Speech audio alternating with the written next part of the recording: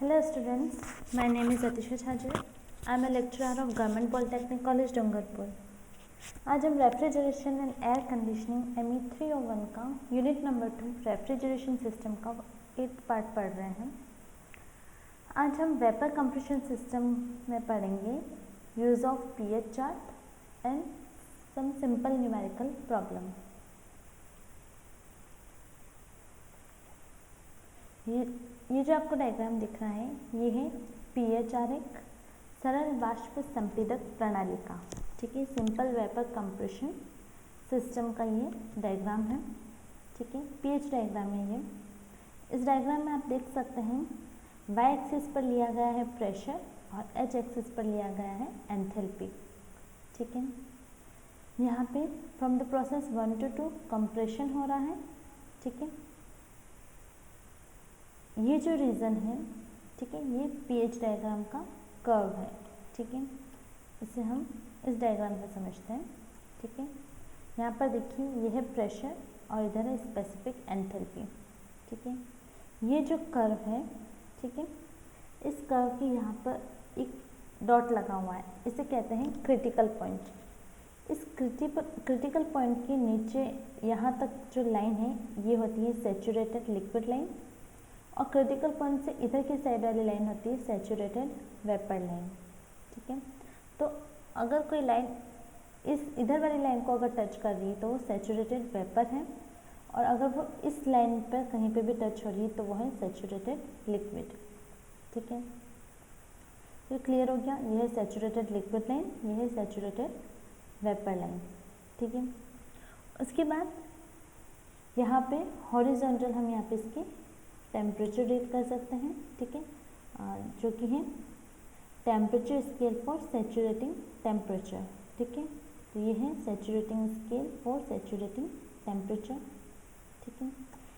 इसके अलावा अगर आइसोथर्मल प्रोसेस है, ठीक है, तो उसमें सबकुल रीजन को वर्टिकल लाइन से शो किया जाता है इन दी pH चार्ट, ठीक है। तो in the subcool region isothermal line is shown by a vertical line, ठीक है। देन ये जो लाइन है ये है isothermal line for a saturated vapour, ठीक है। तो ये जो हॉरिजॉन्टल लाइन जो होती है, ठीक है, ये आइसोथर्मल लाइन है for a horizontal for a saturated vapour, ठीक है।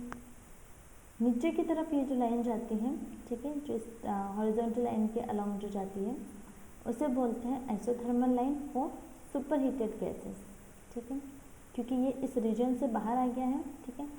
इधर की तरफ जो रीजन है वो है सबकुल रीजन और इधर जो रीजन है वो है सुपर हीटेड रीजन, ठीक है। सबकुल रीजन जो होगा वो वर्टिकल लाइन से शो होता है, ठीक है, for the isothermal process and super heated region show होता है इस टाइप से कर्व लाइन से फॉर सुपर हीटेड गैस, ठीक है। इसके अलावा आइसो स्पेसिफिक वॉल्यूम लाइन होती है, ठीक है, वो है ये वाली, ठीक है, जिसे बोलते हैं आइसोकोरिक लाइन, ठीक है, यानी कि कांस्टेंट वॉल्यूम लाइन। ये जो लाइन होती है ये है आइसो एंट्रोपी लाइन, जिसे बोलते हैं आइसोएंट्रोपिक लाइन, जिसमें एंट्रोपी कांस्टेंट रहती है, ठीक है। तो हमने देख लिया इस pH चार्ट से। Since the various performance parameters are expressed in terms of enthalpy, it is very convenient to use a pH chart for property evaluation and performance analysis. The use of this chart was first suggested by Richard Mollier. Figure shows the standard vapor compression refrigeration cycle on pH chart. As discussed before, in a typical pH chart, enthalpy is on x-axis and pressure is on y-axis. The isotherms are horizontal in the two-phase region, ठीक है। तो ये जो isotherm थे, ठीक है, ये है आइसोथर्मल, ठीक है, ये हॉरिजॉन्टल होते हैं for the two phase region, ठीक है, ये टू फेज रीजन, ठीक है, और ये यहाँ पर ये हॉरिजॉन्टल रहते हैं, ठीक है। बीच वाला जो रीजन होता है ये होता है टू फेज रीजन, ठीक है, और इसमें आइसोथर्म्स जो होते हैं वो हॉरिजॉन्टल रहते हैं। देन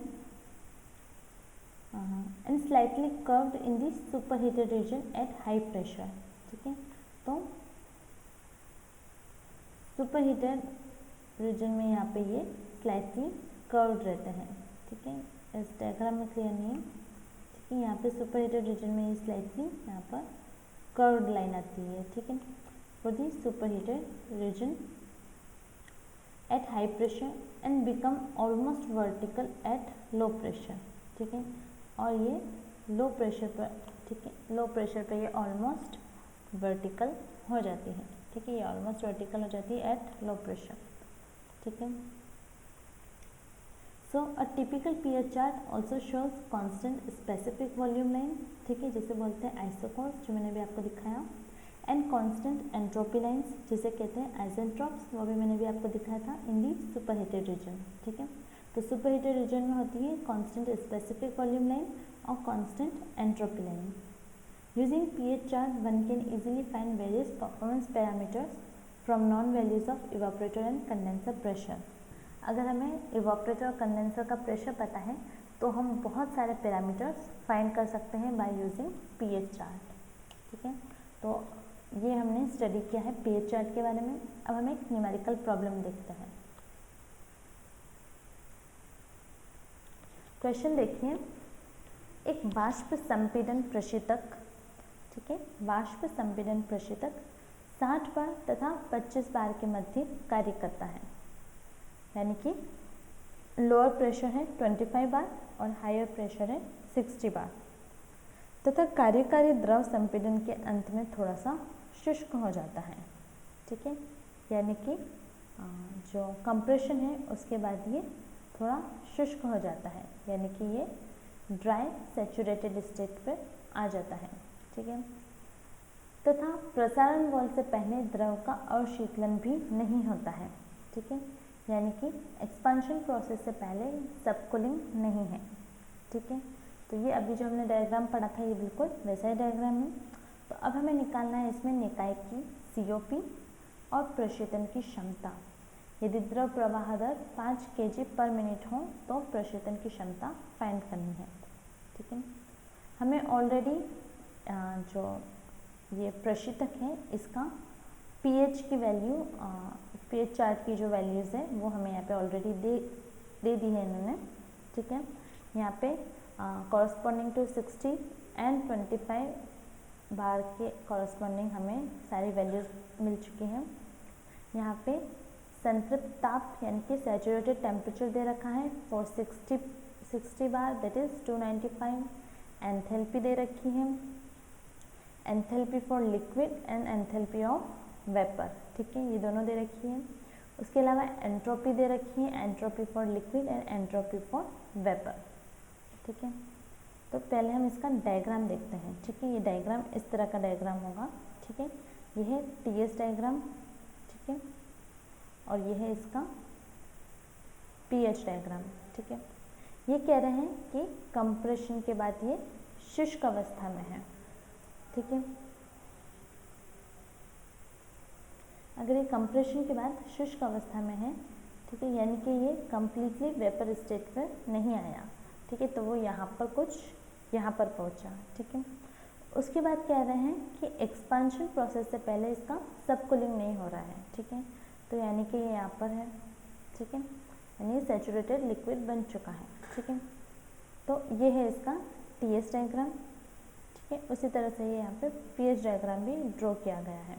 ठीक है, यहाँ पे पॉइंट 1 पर जो एंथैल्पी है वह H1, पॉइंट 2 पर एंथैल्पी है H2, पॉइंट 3 और 4 की एंथैल्पी इक्वल है। ठीक है, जो कि H3 इक्वल्स टू H4। ठीक है, फिर पॉइंट 2 की जो एंथैल्पी होगी, ठीक है, वो हम यहाँ से कैलकुलेट करेंगे अभी। ठीक है,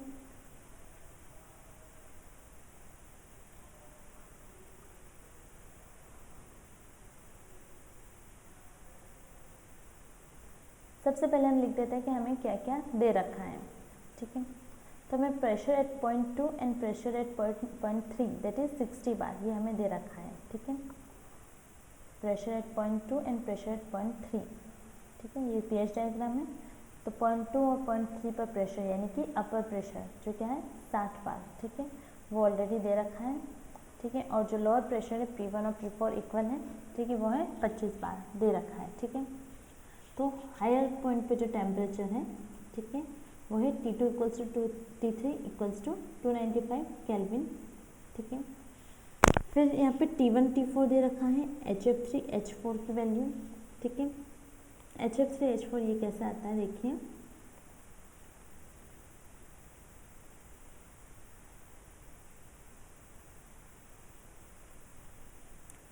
HF3 is equals to H3 is equals to H4, ठीक है। एंथैल्पी दोनों की बराबर है, ठीक है। 0.4 के एंथैल्पी फाइंड करना मुश्किल है, लेकिन हम इस 0.3 के एंथैल्पी फाइंड कर सकते हैं, ठीक है। ये कौन सी स्टेज पर है, ये है लिक्विड स्टेज पर है, ठीक है।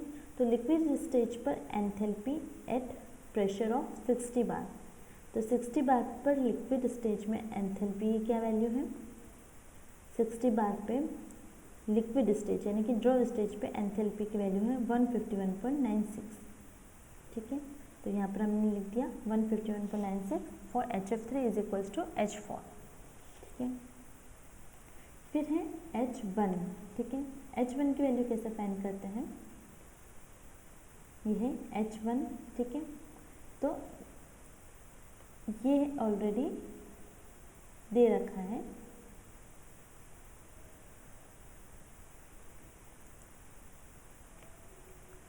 जो कि है 56.32, ठीक है।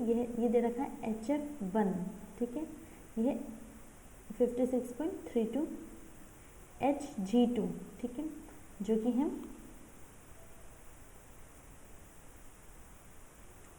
Hg2 दे रखा है, ठीक है।